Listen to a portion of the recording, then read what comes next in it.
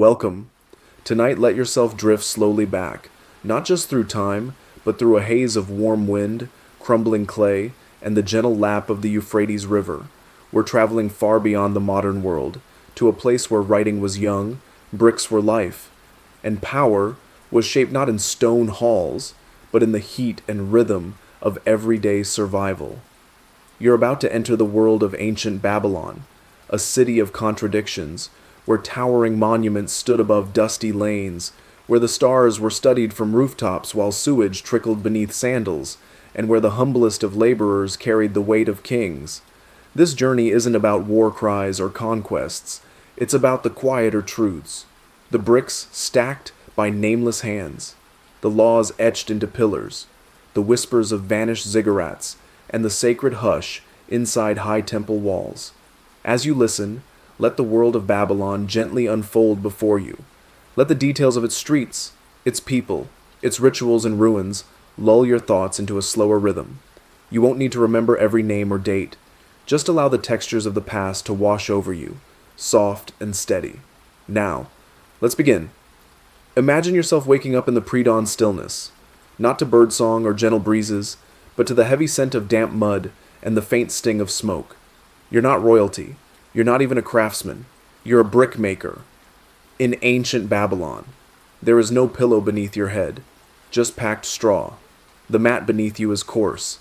Your hands are already stiff before the day has begun, your shoulders aching from the work that never truly ends.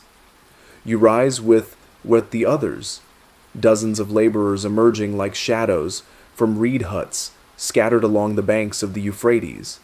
There's little talk, just the shuffling of feet, the dull clatter of wooden sandals on baked earth, and the first rustle of reeds bending in the river's current.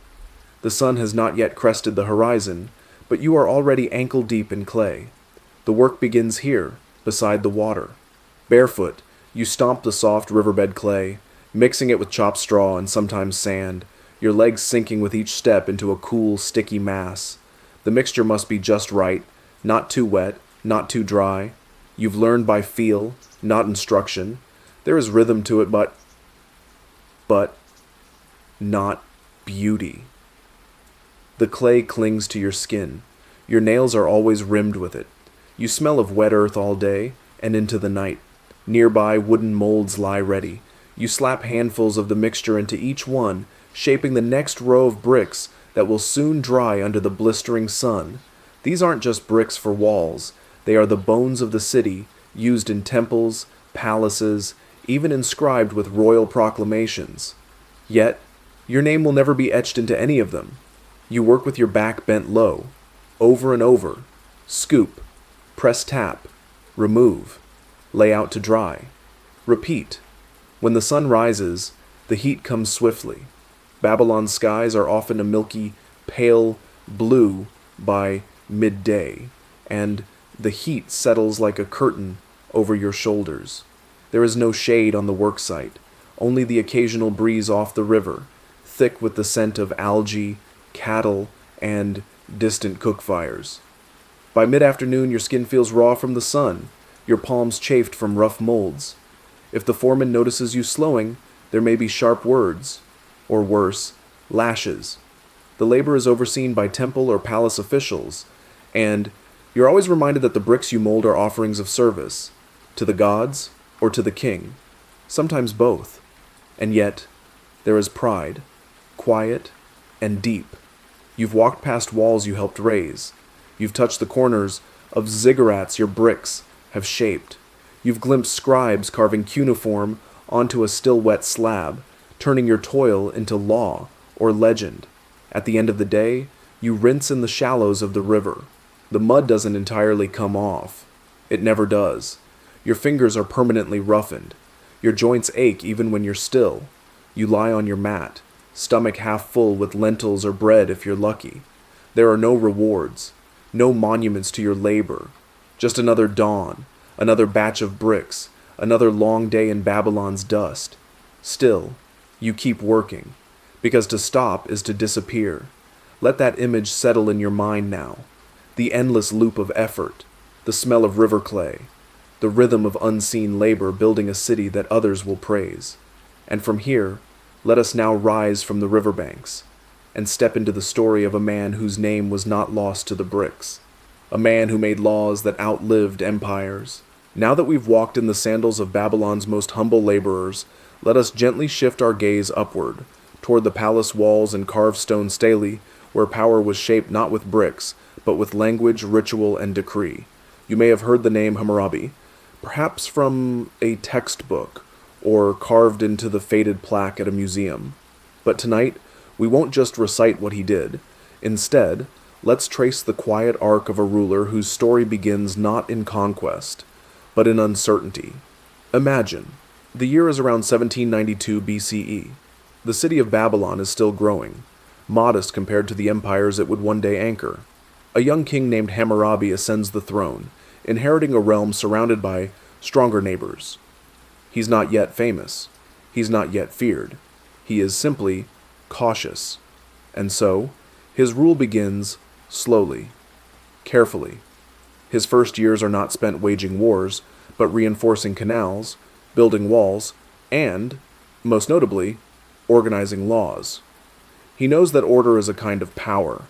You must imagine Babylon not just as a single city, but as a patchwork of fields, temples, marketplaces, and rural estates, all governed by shifting loyalties and fragile pacts.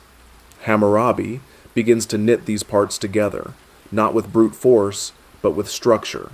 His most enduring achievement will come to be known as the Code of Hammurabi, a collection of nearly 300 laws etched into stone in fine wedge-shaped cuneiform.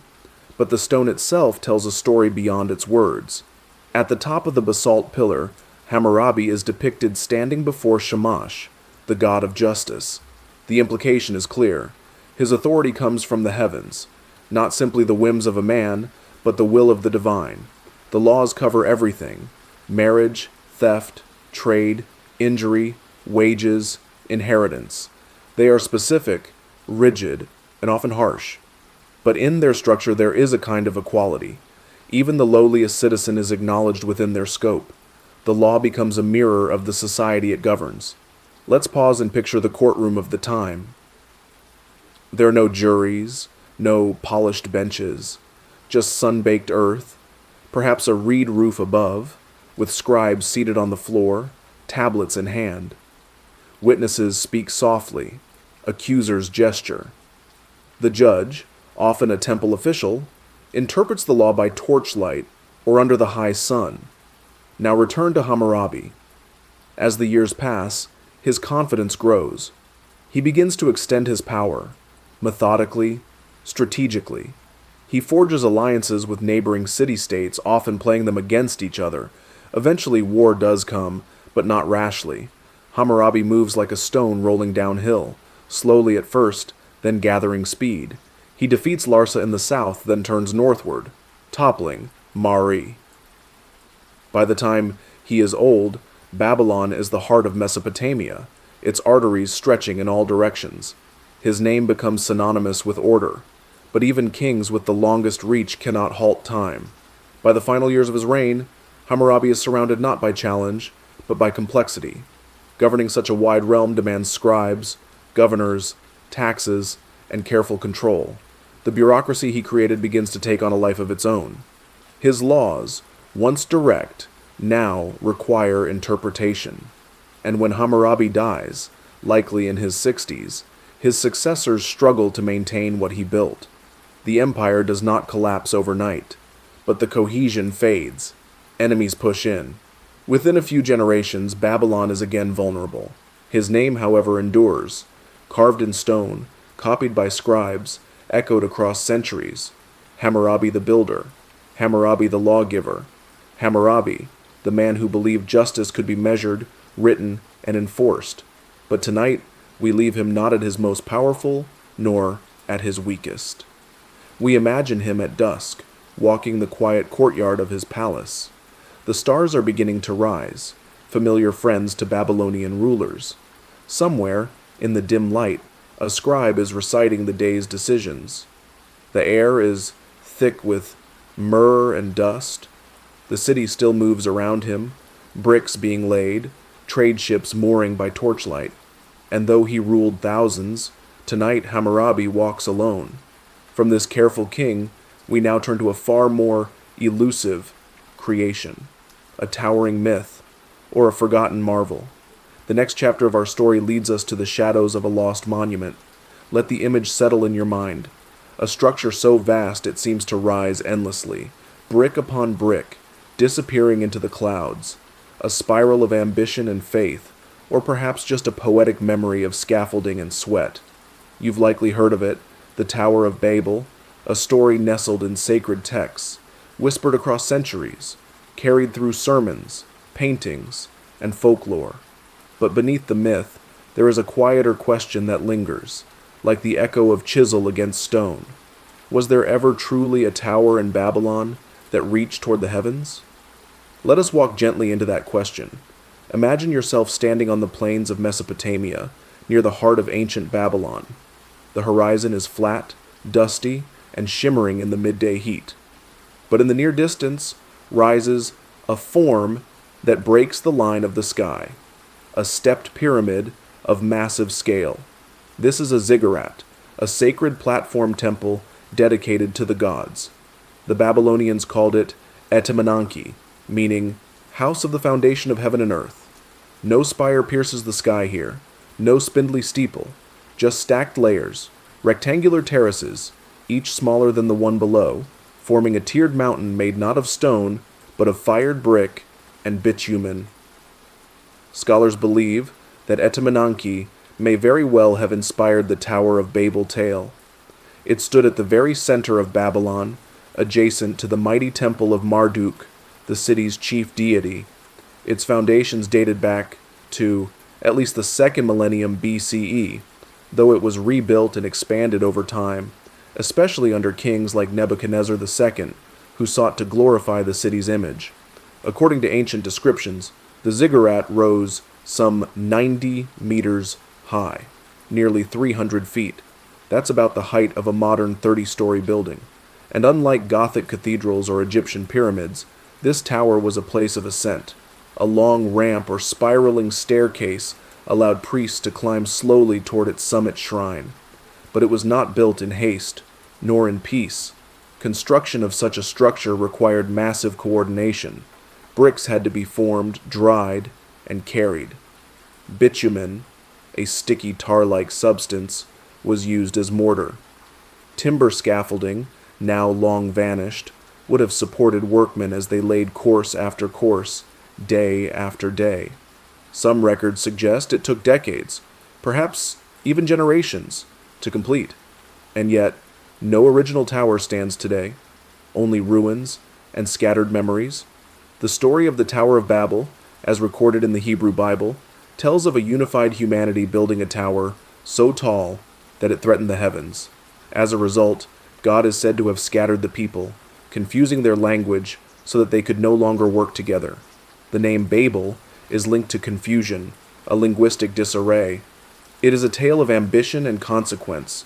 But what if the story reflects not a punishment, but a memory of awe, of looking up at a tower that seemed, for its time, impossibly high, a structure that stood at the center of a city whose streets were alive with dozens of dialects, with traders and priests and farmers and soldiers, all sharing space, but not always understanding one another.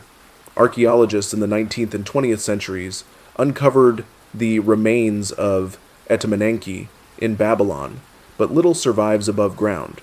What we know comes largely from ancient descriptions, including those by Herodotus, and from cuneiform tablets. One such inscription, commissioned by Nebuchadnezzar II, reads, "I made it the wonder of the people of the world.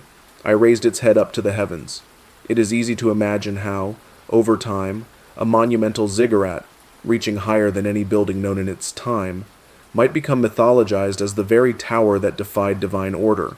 Was there truly a moment when workers spoke the same tongue, when coordination was total, when human will seemed to rival the gods? Or was it always chaotic, fragile, and doomed to crumble under its own complexity?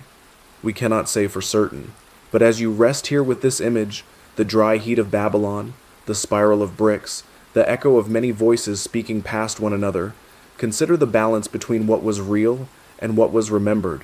The ziggurat may be gone, but its shadow stretches long, through story, scripture, and stone.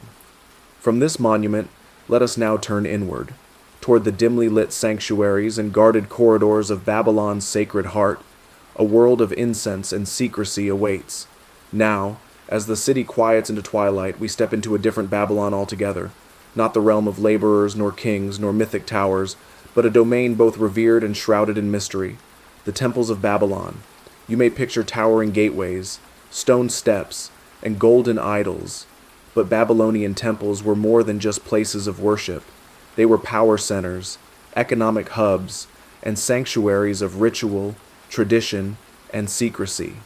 Imagine yourself walking slowly through the sacred precinct of Asagala, the great temple dedicated to the god Marduk.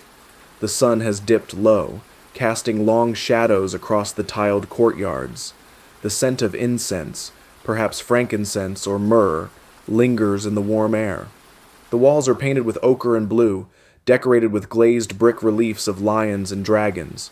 There is little noise here, only the muffled sweep of sandals on stone. This temple is not open to all. It is not a gathering place for the public. Access is restricted, guarded by status, ritual cleanliness, and rank. You are among priests now, but not in the way we understand priests today. Babylonian priests were not only spiritual intermediaries, they were administrators, scholars, scribes, astronomers, and judges. Many were literate in cuneiform, and they maintained detailed temple records, offerings, omens, calendars, even land holdings. The temple itself often owned land, slaves, livestock, and goods. It was a kind of institution, a miniature economy within the larger city, and the high priest, known as the Shangu, held significant sway over both religious rites and civic decisions. But much of what occurred within these sacred walls was hidden from the outside world. The innermost sanctum, the Holy of Holies, housed the idol of the god. Not merely a statue, but a divine presence, carefully washed, clothed, and fed each day through elaborate ritual. The image of Marduk, for example, would be bathed in special oils, dressed in fine linen, and offered bread, beer, and incense as if he were a living being. These acts weren't symbolic. To the priests, they were literal acts of service, honoring a god who could bless or punish the entire city. Among the priestly ranks, roles were strictly defined. Some prepared offerings, others interpreted omens, studying the entrails of animals, the behavior of birds, or the movements of stars. This branch of priesthood, known as Baru, specialized in divination. Their predictions were sought before major decisions, building projects, battles, royal marriages.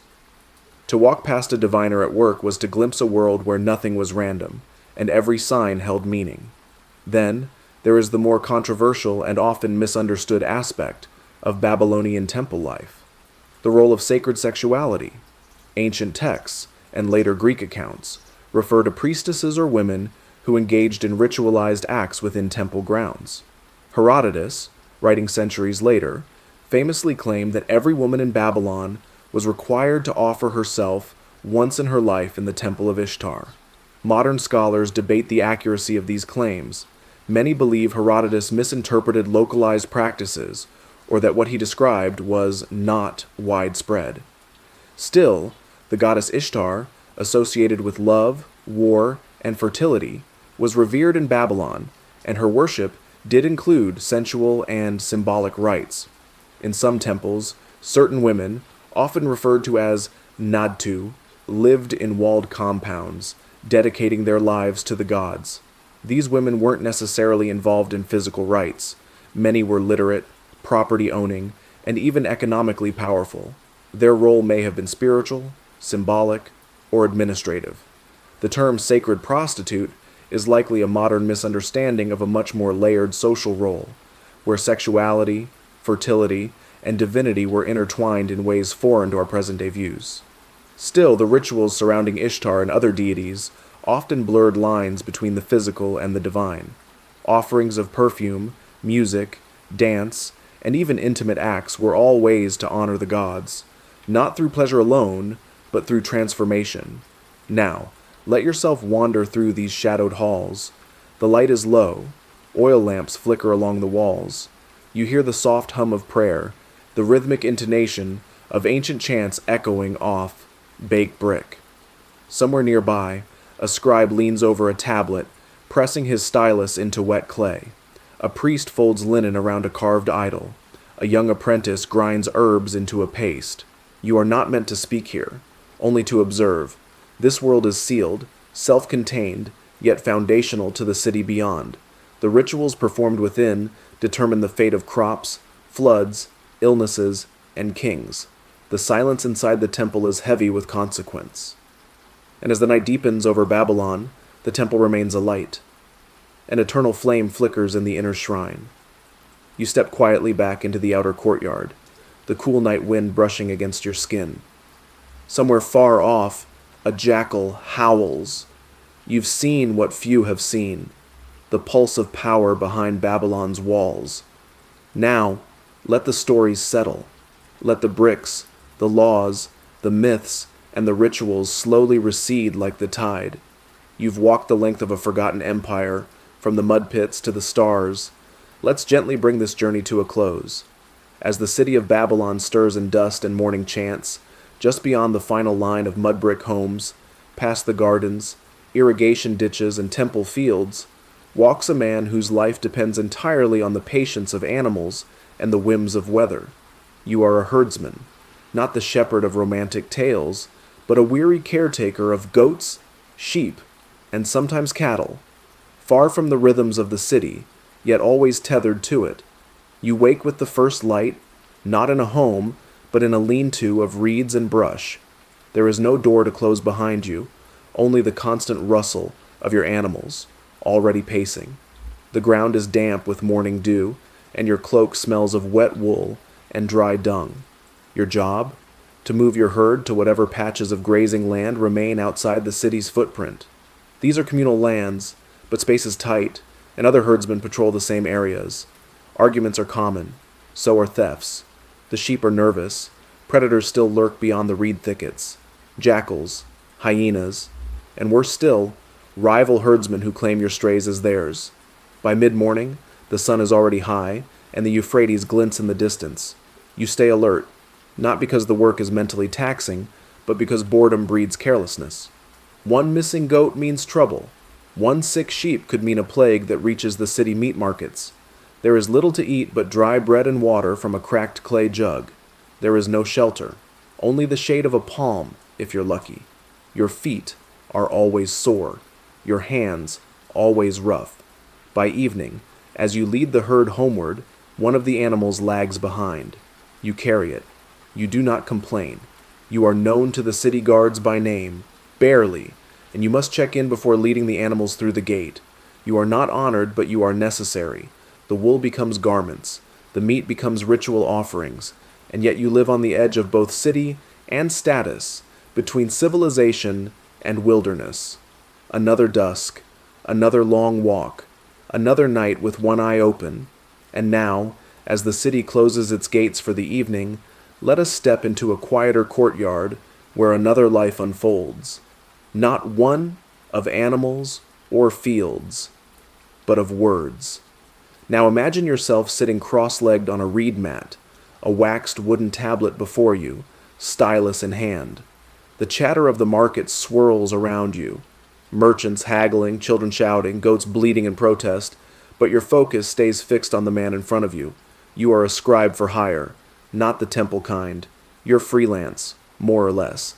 A literate Babylonian with enough training to turn contracts into clay. And here in the open-air stalls of the bazaar, your skills are in steady demand. A grain merchant wants to document a sale. A landowner needs a rental agreement sealed before sundown. A widow seeks to register a debt her son owes. None of them can write. You are the bridge between spoken word and official record. The tools of your trade are simple but precious. Clay tablets, kept moist in a basket, a stylus made of reed. Your memory, sharp as flint, for names, dates, and prices. You sit for hours, listening, writing, pressing, blowing gently on the clay to keep it from cracking too quickly. The work is mentally demanding. You must not only record accurately, but understand legal phrasing and numeric systems. Mistakes cost lives, or at least livelihoods. Sometimes, when the sun is too high, you shift to the shade of a canopy and watch the temple scribes pass by in robes of finer weave. You envy them slightly, but only slightly. They are bound to a single master. You serve the marketplace itself. Your fingers cramp by midday. Your knees ache by dusk.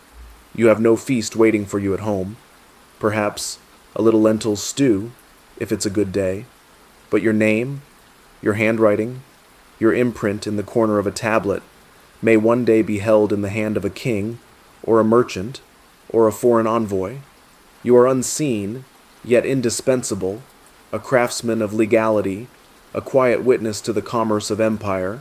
Now let the sound of trade fade, the markets close, the scribes pack their tablets, and a different noise rises, the splashing of water and the groaning of tired men, as we move to the next hardship of Babylonian life, the canal diggers.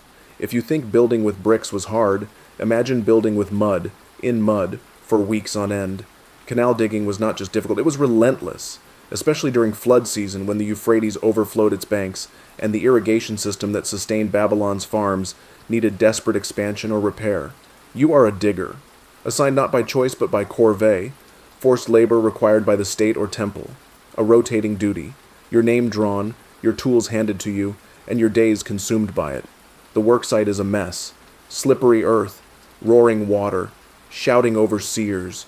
Your feet sink into sludge. The baskets you use to carry earth are poorly made and dig into your shoulders. Sometimes they break. You make do.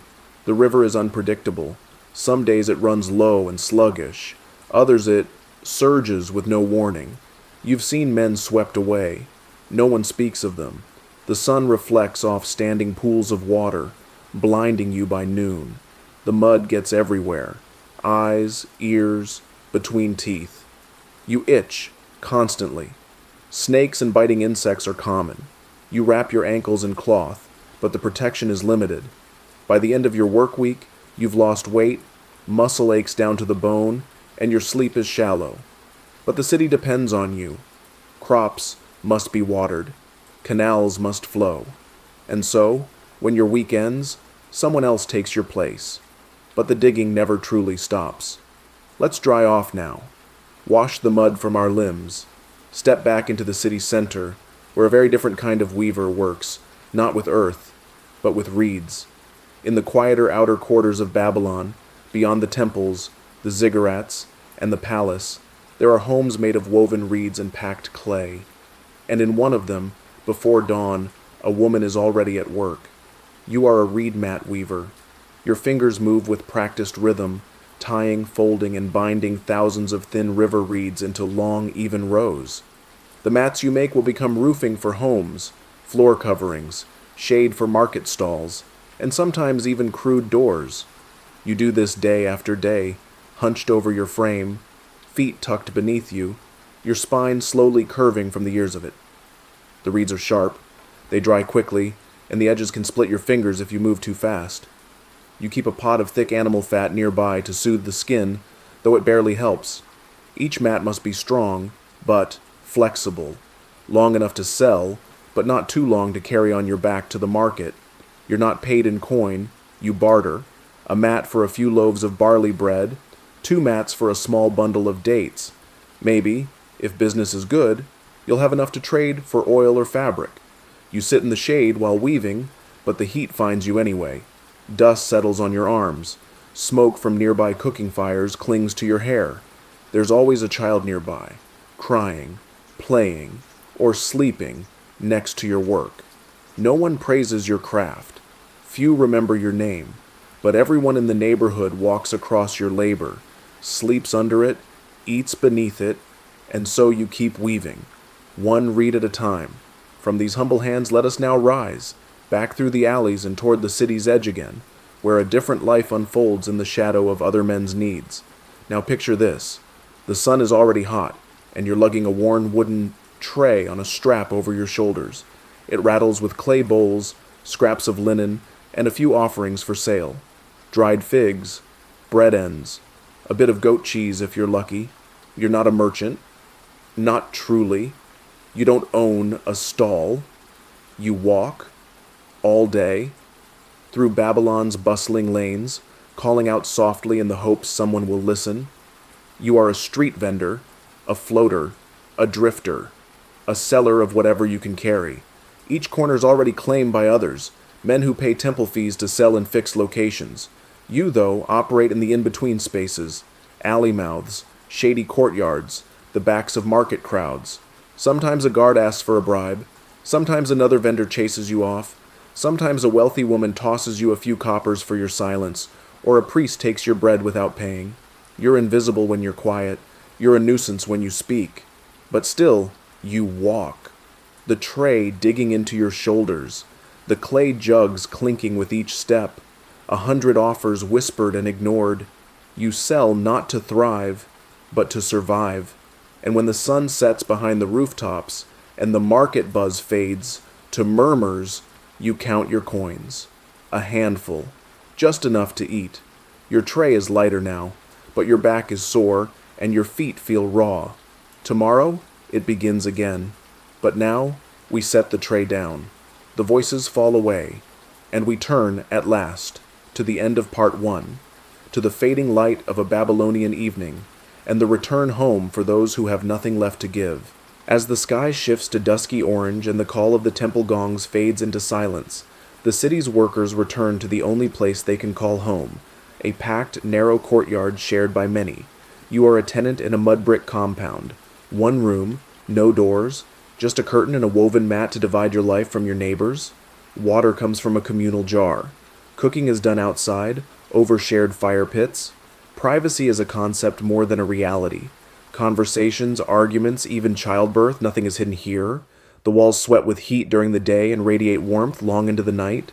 Flies cluster at the narrow opening that serves as a window. The floor is dry-packed earth, swept daily, but always dusty. There's no latrine. A pot, perhaps, or a trench behind the alley. You go at night, quietly, hoping not to step in what others left.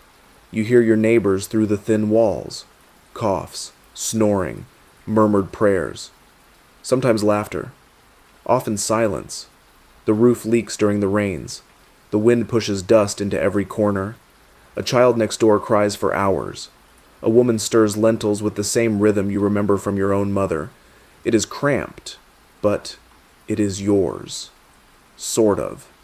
Until the rent rises, or the landlord, perhaps a local priest, claims it back. Then you'll move. Again. You lay down on a woven mat. Your legs twitch from work. The city hums around you like a restless beast, never truly asleep. And in that moment, you understand. To live in Babylon was to endure, not just for the great names carved in stone, but for all who carried its weight in silence. Now, we've walked the alleys. We've seen the labor. We've breathed the heat. Let us leave behind the dust and enter the lives of the figures who shaped this empire, not from below, but from above. It's time for stories of kings, conquerors, and collapse.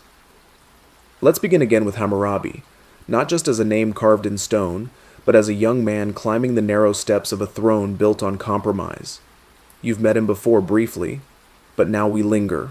We pause. We watch his reign unfold slowly, like ink spreading across wet clay. Hammurabi rose to power in 1792 BCE in a Babylon that was not yet an empire. It was a small city-state surrounded by greater powers, Larsa, Eshnunna, Elam. His beginnings were cautious, his early moves deliberate. He was not born a conqueror, but became one through patience. For the first years of his reign, he strengthened his city, dug canals, rebuilt walls, fortified defenses. These were not glamorous tasks, but they were vital, and the people noticed. Only later did his ambitions grow bolder. One by one, rival cities fell, not in a single war, but over time. He allied with some before turning against them. He manipulated the fragile network of treaties and pacts that held Mesopotamia together. By the time he was finished, Babylon controlled nearly all of southern Mesopotamia. And yet, Hammurabi's name lives on not for war, but for law. His famous legal code, inscribed on a black basalt stele, remains one of the oldest known legal documents in history. Its language is firm, its punishments severe, but within its lines lies a vision of order, an attempt to bind a society not just by fear, but by principle. Not all were treated equally, but all were mentioned, all were counted. When Hammurabi died, he left behind more than territory. He left behind the idea that society could be structured, corrected, and made predictable. That idea would outlive his city, his code, and even his name. Now let us move forward, generations ahead, to another king, a builder, a dreamer, a ruler who reshaped Babylon into the city that would haunt the Western imagination for centuries. If Babylon had a golden age, it came under Nebuchadnezzar II. He ruled from around 605 to 562 BCE, and in those 4 decades, he transformed the city from a regional power into a global legend. Imagine the skyline of Babylon during his reign, glazed brick walls, glinting in the sun, massive temples crowned with gold, gardens so lush they would become legend. Nebuchadnezzar was not a peaceful man. He fought many wars, especially against Egypt and rebellious provinces, but his true legacy was in stone and story. He rebuilt the Etemenanke Ziggurat, the temple tower thought to inspire the Tower of Babel. He completed the Ishtar Gate with its deep blue tiles and golden lions. He expanded canals, restored temples, and lavished attention on the city's infrastructure. His inscriptions are proud, poetic, and carefully worded.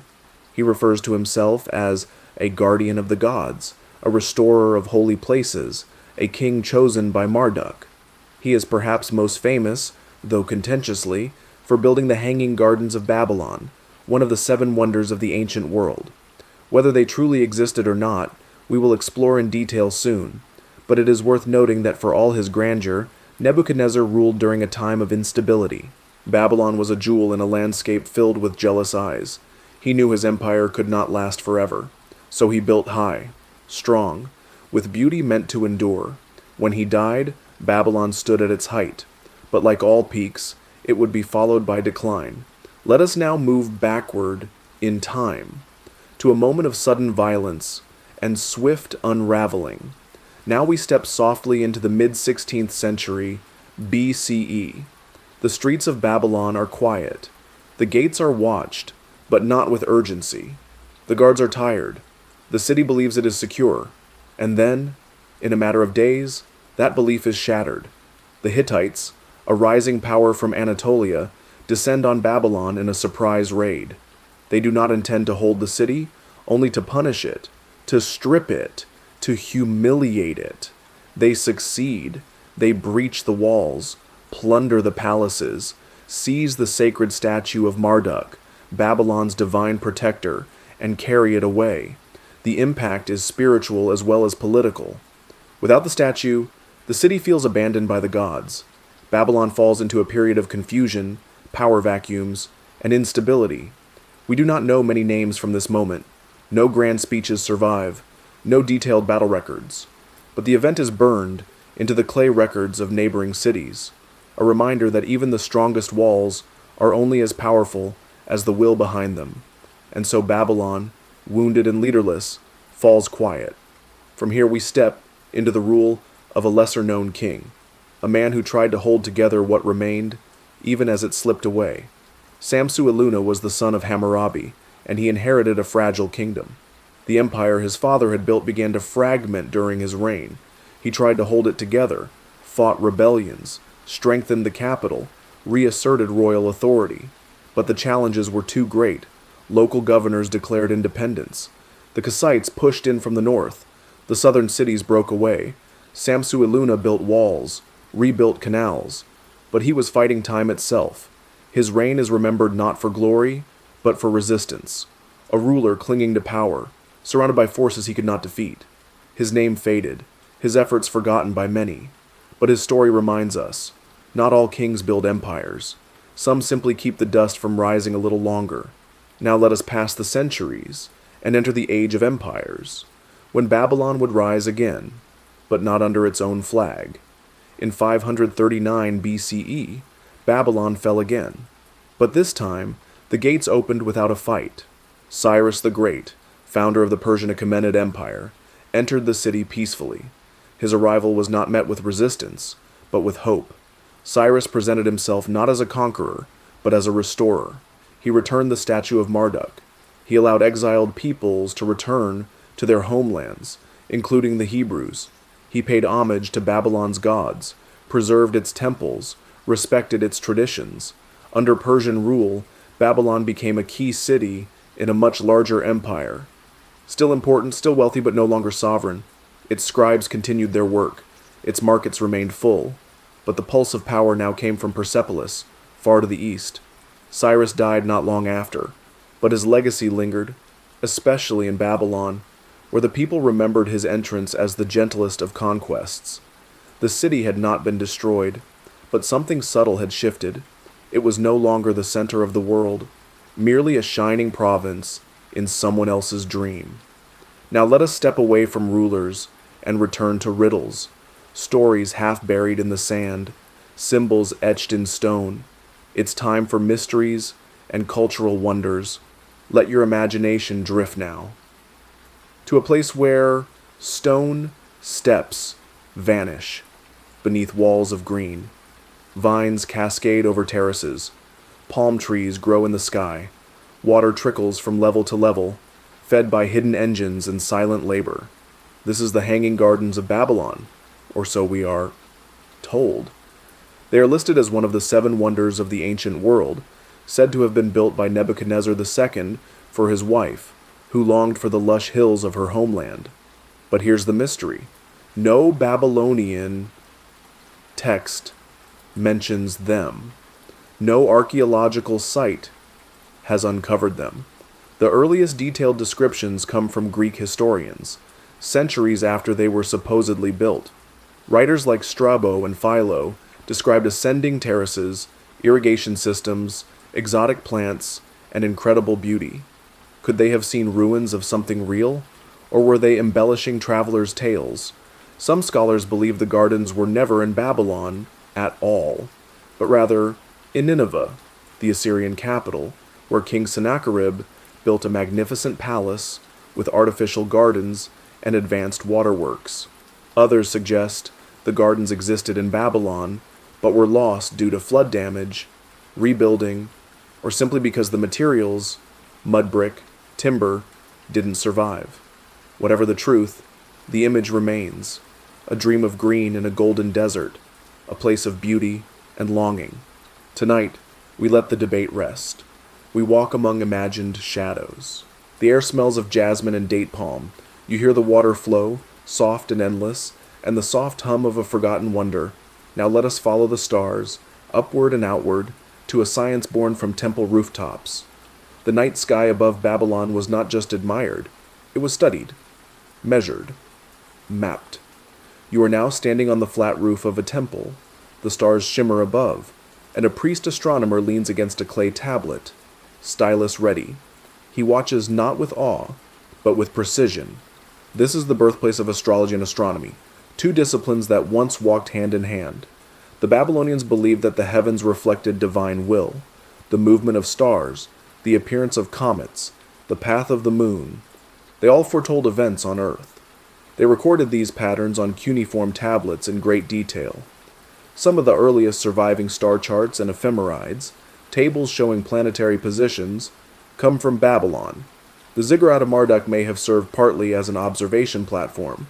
From its height, priests could track the rising and setting of constellations, the solstices, and eclipses. They divided the sky into zones, named constellations, predicted lunar events, but they did more than observe. They interpreted. If Jupiter appeared in a certain sign, it might mean war. If Venus lingered near the horizon, it could foretell famine or fertility. The line between astronomy and religion was blurred. Data served belief. But still, the precision grew. Over centuries, Babylonian records helped form the backbone of future Greek, Persian, and Islamic astronomy. Tonight, as you drift toward rest, imagine lying under the same stars, feeling their slow rotation, seeing patterns form, wondering what they mean. No need to answer. Just let the sky move, quiet and eternal. Now shift your gaze downward, to the clay, to the thousands upon thousands of tablets, buried, preserved, forgotten, and eventually unearthed. The language of Babylon was written in cuneiform, a wedge-shaped script pressed into clay with a stylus. Each mark represented not just a sound or a word, but a thread in the tapestry of empire. Cuneiform recorded contracts, poetry, laws, letters, prayers, omens, and trade inventories. But for centuries, it was silent. When Babylon fell, so too did knowledge of how to read its tablets. The script remained, but its voice was lost. It wasn't until the 19th century, with scholars like Henry Rawlinson, that the Rosetta Stone of Mesopotamia, the Behistun inscription, was found and translated. Slowly, painstakingly, scholars unlocked the script. What emerged was not just grand tales, but everyday life. A clay receipt for goat's milk, a letter from a student to his father, apologizing for poor grades, a complaint about delayed grain payments. Cuneiform gave Babylon back its voice. Now as you imagine rows of clay tablets stacked in dusty temple archives, feel the weight of preserved time, the human need to write, to account, to explain. Let the lines blur and fade. The words are no longer urgent. The thoughts have been preserved. Your mind can rest. Let us now step into a small, shadowy room. Shelves line the walls. Stone jars hold powders, oils, and herbs. This is the home of a Baru priest, a healer, an omen reader, a caretaker of the body and the divine. Medicine in Babylon was deeply intertwined with religion. Illness could be caused by gods, demons, or breaches of purity. Healing required both remedy and ritual. A patient might be given salves, poultices, or herbal teas, while at the same time, a priest would recite incantations, offer sacrifices, or interpret omens. Tablets describe symptoms, headaches, fevers, swellings, and their corresponding cures, crushed dates, river clay, bark, resin, but also, if a man's right eye twitches at sunrise, it is a sign he will receive bad news. Omen scrolls guided diagnoses. Illness was not just physical, but cosmic, and yet some treatments were effective. The Babylonians understood antiseptics. They tracked symptoms. They recorded results. They were scientists, in their own sacred way. Tonight you are neither patient nor priest, only a quiet observer. The jars are sealed, the lamps are dim, the scrolls are still. Let their silence comfort you. Let the world they describe fall away.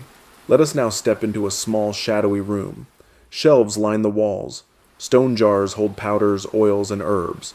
This is the home of a Baru priest, a healer, an omen reader, a caretaker of the body and the divine. Medicine in Babylon was deeply intertwined with religion. Illness could be caused by gods, demons, or breaches of purity. Healing required both remedy and ritual. A patient might be given salves, poultices, or herbal teas, while at the same time, a priest would recite incantations, offer sacrifices, or interpret omens. Tablets describe symptoms, headaches, fevers, swellings, and their corresponding cures, crushed dates, river clay, bark, resin. But also, if a man's right eye twitches at sunrise, it is a sign he will receive bad news. Omen scrolls guided diagnoses. Illness was not just physical, but cosmic, and yet some treatments were effective. The Babylonians understood antiseptics. They tracked symptoms. They recorded results. They were scientists in their own sacred way. Tonight you are neither patient nor priest, only a quiet observer. The jars are sealed. The lamps are dim. The scrolls are still. Let their silence comfort you. Let the world they describe fall away. And now, the streets have emptied. The oil lamps have burned low. The tools have been set aside. The ziggurats fade into the night sky. The scent of cooked barley, burnt incense, and warm clay hangs lightly in the air. Babylon, vast, ancient, and complex, falls into a hush.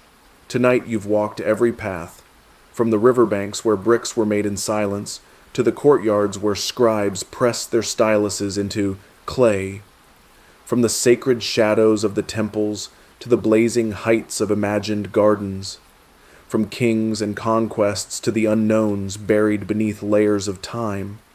You've seen struggle and splendor, work and wonder, but now the city fades, not in tragedy, but in peace.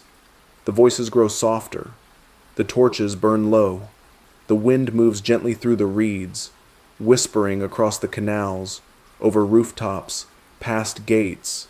You are no longer in the dust or the heat, but floating just above it, watching Babylon sleep. Let your breath mirror the Euphrates now, slow, rhythmic, steady. Inhale, exhale, let go. The world is quieter here. There are no tasks left, no walls to build, no scrolls to read. Just the comfort of rest, the softness of stillness, and the stories of the past gently wrapping around you like woven linen. Babylon remains, not in bricks, but in memory, and now in dreams. Good night.